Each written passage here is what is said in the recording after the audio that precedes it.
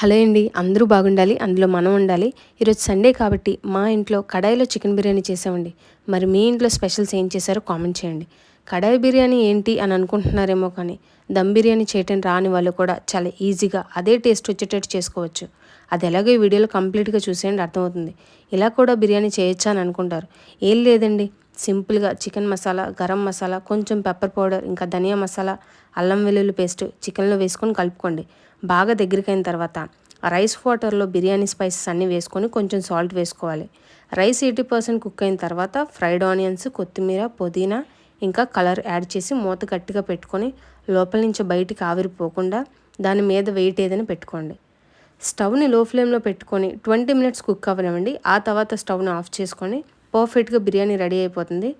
పీసులు కూడా చాలా సాఫ్ట్గా కుక్ అవుతాయి. తింటున్నప్పుడు కూడా రెస్టారెంట్లో బిర్యానీ తింటున్న టేస్టే వస్తుంది. సో ఈ వీడియో మీకు నచ్చినట్టయితే లైక్ చేయండి, అలాగే సబ్స్క్రైబ్ చేసుకోవటం మర్చిపోకండి. మళ్ళీ నెక్స్ట్ వీడియోలో కలుద్దాం. అంతవరకు బాయ్ బాయ్.